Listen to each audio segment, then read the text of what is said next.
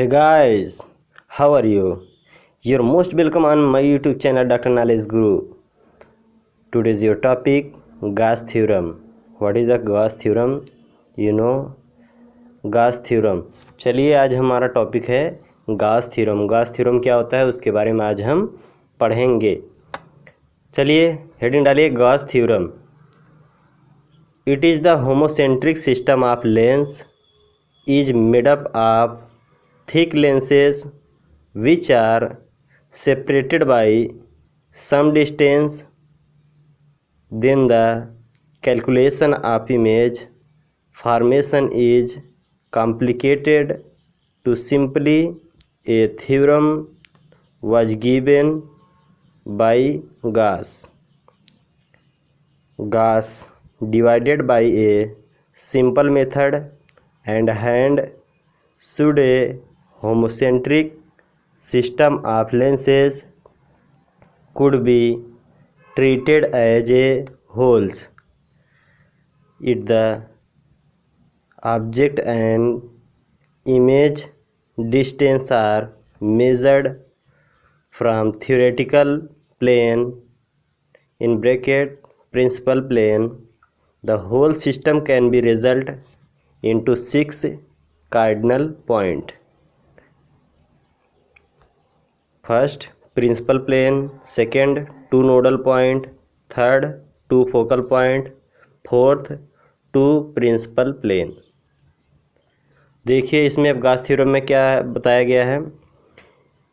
It is the homocentric system of lens, यानी ये आपका होमोसेंट्रिक सिस्टम ऑफ लेंस, जैसे इसके पहले टॉपिक में मैंने पढ़ाया था होमोसेंट्रिक सिस्टम के बारे में, तो ये अभी आपका होमोसेंट्रिक सिस्टम की तरह होता है. Is made up of thick lenses, वो आपका थिन लेंसेज से बनता था, पतले लेंसेज से, और ये मोटे लेंस से बन रहा है. Made up of thick lenses which are separated by some distance, जो कुछ डिस्टेंस पे अलग होते हैं. Then the calculation of image formation, उसके बाद इमेज का फॉर्मेशन का जो कैलकुलेशन होता है कंप्लीट होता है. इज कॉम्प्लिकेटेड यानी कि बहुत कठिनाई होती है, क्योंकि ये मोटा होता है और उसके बीच में स्पेस होता है, इसीलिए इमेज जो बनता है उसके कैलकुलेशन में कठिनाई होती है. To simply a theorem was given, इसके लिए एक थ्योरम दिया गया था जिसे हम गॉस थ्योरम बोलते हैं. Gauss divided by a simple method, Gauss ने डिवाइड किया था एक सिंपल मेथड में. And should be a homocentric system, एक आपका होमोसेंट्रिक सिस्टम था लेंस का. Could be treated as wholes, जो पूरी तरह से ट्रीट किया जाता था. If the object and image distance are measured, यदि ऑब्जेक्ट और इमेज का डिस्टेंस मेजर्ड किया जाए फ्रॉम थ्योरेटिकल प्लेन से, the whole system can be result into 6 cardinal point, यानी पूरा सिस्टम जो है 6 कार्डिनल पॉइंट में डिवाइड किया जाता है. पहला आपका प्रिंसिपल प्लेन, दूसरा 2 नोडल पॉइंट है, तीसरा 2 फोकल पॉइंट है, चौथा 2 प्रिंसिपल प्लेन है. इस थे गॉस थ्योरम के बारे में. चलिए अब हम एक एक करके पढ़ते हैं. पहले चलिए 2 हेडिंग डाल दीजिए, 2 प्रिंसिपल पॉइंट ब्रैकेट में H1 एंड H2. पहला आपका है हेडिंग 2 प्रिंसिपल पॉइंट. अब इसमें नोट करिए आप लोग, ये आपके प्रिंसिपल पॉइंट में है, इसमें नोट करिए आप लोग. 2 principal point on the principal axis through which the principal plane pass. These are such that as indicate rays passing through the first principal point after refraction through the second principal point. Also, but incident ray are not necessarily parallel to each other.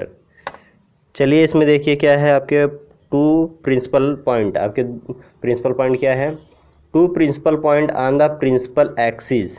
ये principal जो point होते हैं आपके principal axis पे होता है. Through which the principal plane pass, जहाँ से प्रिंसिपल प्लेन यानी कि लाइनिंग जो बीच से लेंस होता है, हॉरिजॉन्टल में लाइनिंग पास होती है, उसके बारे में बोल रहा है. वही प्रिंसिपल एक्सिस वहाँ पे बनती है. These are such that as incident ray, ये आपका इंसिडेंट रे होता है passing through the first principal point, जो पास कहाँ से होता है, पहले फर्स्ट प्रिंसिपल पॉइंट पे आफ्टर रिफ्रैक्शन, उसके बाद रिफ्रैक्शन होने के बाद through the second principal point. पहले आपका फर्स्ट जो है प्रिंसिपल पॉइंट जो फर्स्ट बनता है यानी लेंस में एंट्री करता है तो फर्स्ट हुआ, और उससे जैसे निकलता है रिफ्रैक्ट होकर के वहाँ पे सेकेंड प्रिंसिपल पॉइंट होता है। Are necessary parallel to each other, यानी ये ज़रूरी नहीं है कि ये पैरेलल ही हो एक दूसरे के। चलिए सेकेंड अब हेडिंग डाल दीजिए आप लोग इसमें, to nodal point N1 and N2, दो हो गए थे H1 और H2। अब चलिए दो नोडल पॉइंट के बारे में हम पढ़ते हैं। हेडिंग डाल दीजिए आप लोग, to nodal point N1 and N2। इसमें नोट करिए, two nodal point N1 and N2 are point at the principal axis from which light ray after striking first point and come out second point and remain undeviated. चलिए देखिए इसमें nodal point क्या होते हैं। Nodal में जो होते हैं आपके, चलिए आपको बताते हैं नोडल पॉइंट क्या होता है। इसमें टू नोडल पॉइंट, फर्स्ट आपका क्या होता है टू नोडल पॉइंट में, पहला आपका नोडल पॉइंट N1 और दूसरा N2 are point at the principal axis. ये भी आपका कहाँ पे होते हैं, प्रिंसिपल एक्सिस के बीच में आपका पाया जाता है। From which light ray after striking, यानी सबसे पहले जब लेंस जो है आपका प्रिंसिपल एक्सिस पे पड़ता है तो आपका N1 होता है, और जैसे ही निकलता है वो N2 होता है। ये striking first point and come out second point, और दूसरे पॉइंट पे आता है। एंड रिमेन अनडेविएट, बिना डेविएट हुए, बिना मुड़े हुए आपका आता है, वो N2 होता है। ये थे N1 और N2। चलिए दूसरा हेडिंग नेक्स्ट है आपका, चार हो गए, अब दो और हैं आपके टू फोकल पॉइंट F1 और F2 के बारे में देखिए क्या है। Two focal point F1 and F2 are also known as anterior surface and posterior focal point. These two points are principal point on principal axis.